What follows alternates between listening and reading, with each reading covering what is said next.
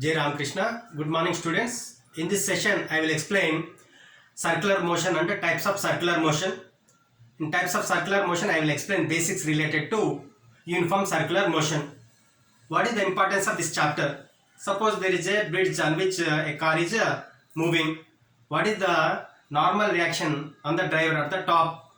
If an aeroplane is making somersaults, what is the normal reaction on the pilot at the bottom? If you are in a giant wheel, what is the motion of the giant wheel? Is it rotatory or circular? As a whole, the motion of the giant wheel is rotatory, but motion of each person in the giant wheel is circular. To understand this chapter, we need the knowledge of work energy theorem or conservation of mechanical energy and triangle of vector addition. What is circular motion? If the object is moving along a circle, it is called circular motion. If the object is moving along a circle with a constant speed, it is called uniform circular motion. Suppose object is moving with 3 meter per second, 3 meter per second, 3 meter per second along a horizontal circle, then it is an example for uniform circular motion. If the object is moving with varying speeds along a circle, then it is called non-uniform circular motion. For example, an object is rotated along a vertical circle. At the bottom, its velocity is 7 meter per second, 6 meter per second, 4 meter per second. Like that, it is varying. It is an example for non-uniform circular motion. In uniform circular motion, magnitude of velocity is constant, but direction of velocity will be changing. Actually, acceleration arises because of two things. One is because of change in magnitude, and another one is because of change in direction. In uniform circular motion, the magnitude of velocity remains constant, but the direction of velocity changes. So, in uniform circular motion, magnitude of velocity is called speed, that is equal to constant. As speed is constant, momentum, magnitude of momentum is also constant, but direction of momentum changes, and kinetic energy is also constant. Now here, as the object is moving in a circle of radius r, let the mass of the object is m. Here it is in uniform circular motion. At this point, let the velocity of the particle is v1 bar. At this point, let the velocity of the particle is v2 bar. Then what is the change in velocity of the object? To find that one, we use a triangle of vector addition.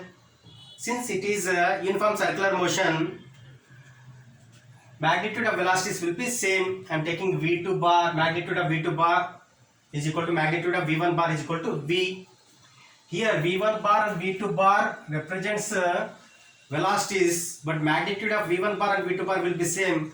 Why I have taken v1 bar and v2 bar means they represent the directions. Magnitudes will be same, but their velocities are different. To represent velocities, I have taken v1 bar and v2 bar, but magnitudes are v only. Let the angle between v1 bar and v2 bar is theta. How angle is theta? If I take this as v1 bar, this as v1 bar, this is the radius vector, this is v2 bar, this is another radius vector. If I draw the tangent that gives the velocity v1 bar, this is the tangent drawn at this point, this is v2 bar. So this is the normal at this point, this is the radius.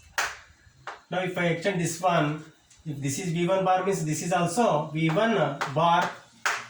Now this is theta, and as this is 90 degree, this is also 90 degree, then this angle will be 90 minus theta, then vertical opposite angle will be 90 minus theta.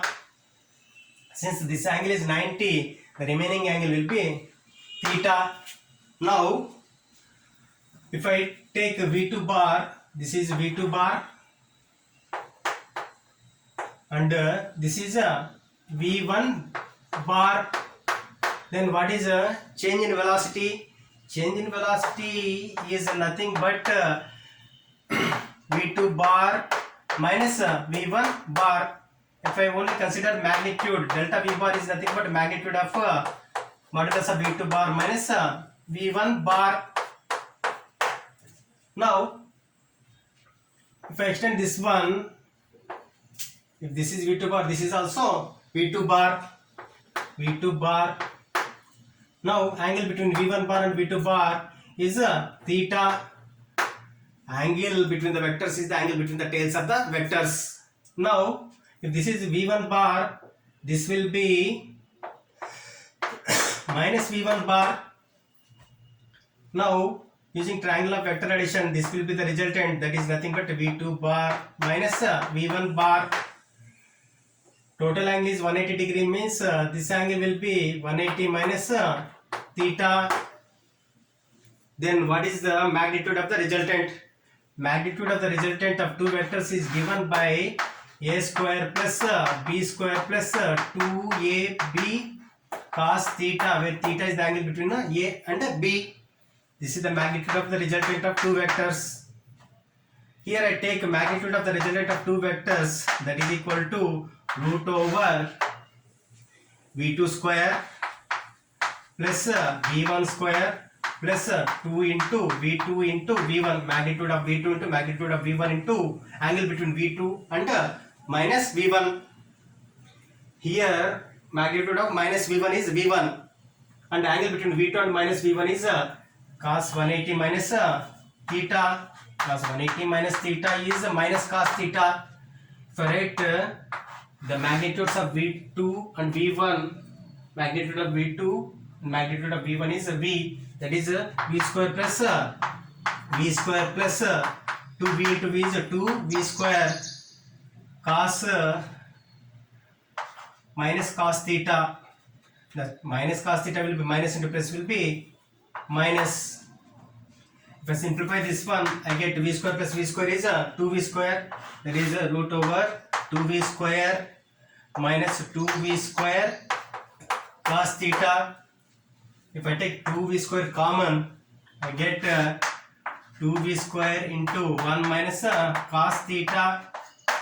As we know, cos 2 theta is written as a cos theta plus theta, that is cos a plus b is written as cos a cos b minus sin a sin b, that is written as a cos square theta minus sin square theta, that is written as cos square theta can be written as 1 minus sin square theta, that is 1 minus sin square theta minus sin square theta, that is written as 1 minus 2 sin square theta.